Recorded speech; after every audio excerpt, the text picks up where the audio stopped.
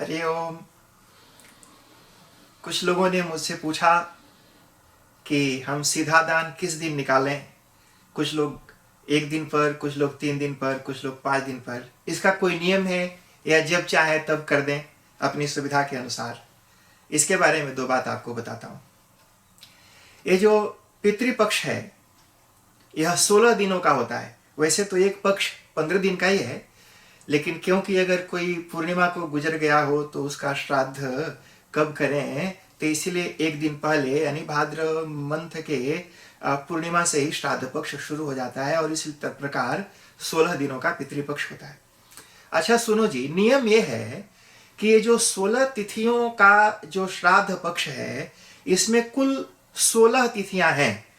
प्रतिपदा, द्वितीया, तृतीया, चतुर्थी, पंचमी, षष्ठी, सप्तमी, अष्टमी, नवमी, दशमी, एकादशी, द्वादशी, त्रयोदशी, चतुर्दशी, अमावस्या और एक पहले वाली पूर्णिमा।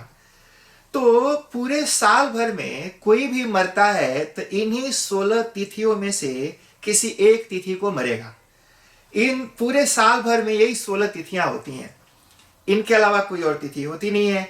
और किसी की भी मृत्यु होगी, कोई भी मरेगा तो इन्हीं 16 तिथियों में से किसी एक तिथि को मरेगा। तो जो जिस तिथि को गुजरा हो उसका श्राद्ध उसी तिथि को करते हैं। अगर मान लो अगर वो शुक्ल पक्ष के पंचमी को गुजरा हो या कृष्ण पक्ष में गुजरा हो, पंचमी तो दोनों पक्ष में आएगी।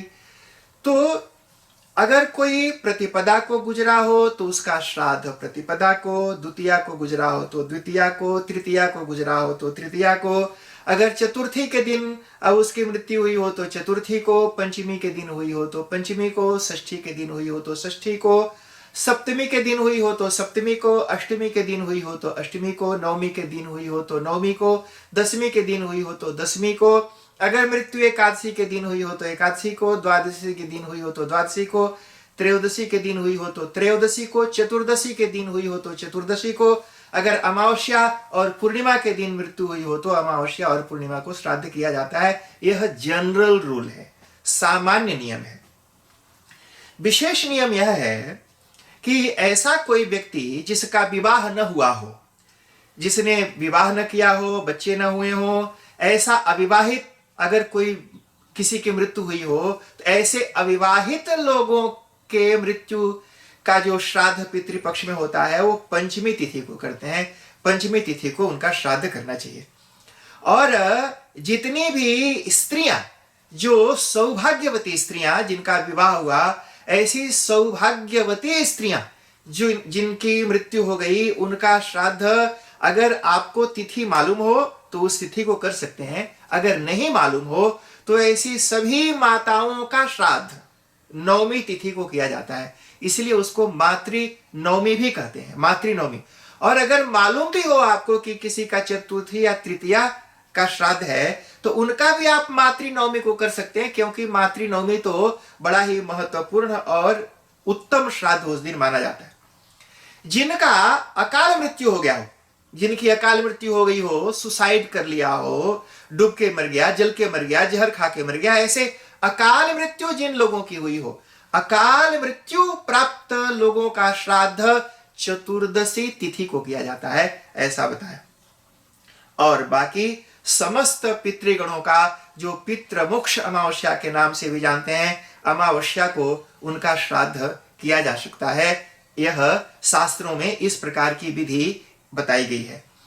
एक विचार और भी आचार्यों ने अलग अलग कई शास्त्रों में इसका उल्लेख है। एक तो मैंने आपको सुनाया था कि शून्यम प्रेत पुरम व्रजेत यावद वृश्चिक दर्शनम। इसका मतलब यह होता है कि पितृलोक अपने लोक से इस पृथ्वी लोक पर अपने अपने परिवार वालों के घर पर आते हैं, इस उम्मीद में कि उनके परिवार वाले उनको उनका श्राद्ध करेंगे, उनका तर्पण करेंगे, उनके निमित्त कुछ उत्सव करेंगे। और जब उनके परिवार के लोग उनके लिए कुछ भी नहीं करते तो वे पितर लोग रुष्ट होकर के, अप्रसन्न होकर के, शापम दत्वा च दारुणम, ऐसे दारुण भयानक श्राप दे करके और यहां से निराश होकर के चले जाते हैं।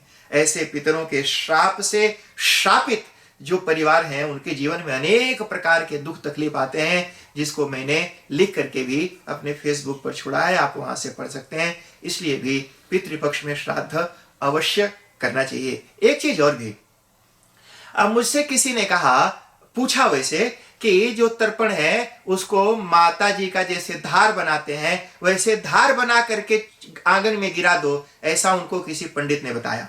अगर जिस किसी भी पंडित ने ऐसा बताया, हाथ जोड़ के निवेदन है कि महाराज अगर आपको नहीं पता है तो मत बताओ।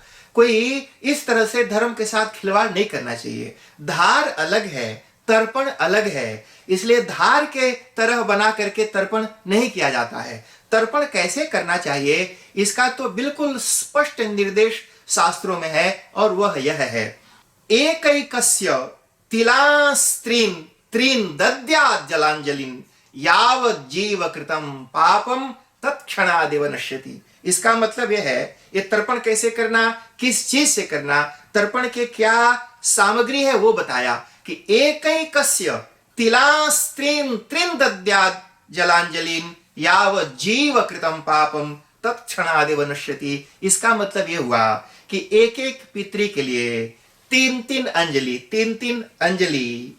तिल मिला हुआ जल देना चाहिए। बस इसमें कोई धार के तरह नहीं बनाना, कोई उसमें चंदन, फूल, मधु, दूध, गुड़ कुछ नहीं छोड़ना।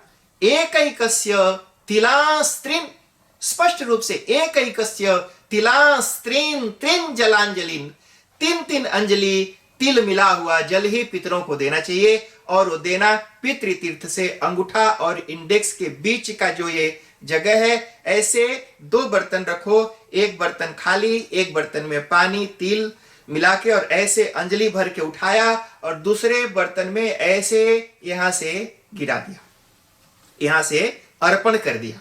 तो ऐसे तीन तीन अंजलि पितरों को तर्पण देना चाहिए। ये शास्त्र की विधि है। देखो जी, श्रद्धा से करना, और अगर नहीं पता है तो किसी जानकार से पूछ लो, पर गलत सलत उल्टी सीधी बातें लोगों को बता करके उनको गुमराह मत करिए। लोग बेचारे भ्रम में पड़ जाते हैं कि एक ने बोला धार की तरह बनाना, दूसरे ने कहा तिल मिला करके छोड़ना। तो ऐसे लोगों के दिमाग में कंफ्यूजन नहीं पैदा करना है, जो शास्त्र है वही बात बताना। और अगर नहीं मालूम है तो बोलूंगा कि भाई हमको नहीं पता है, किसी से पूछ के बताऊंगा, इसमें शर्म की कोई बात नहीं है।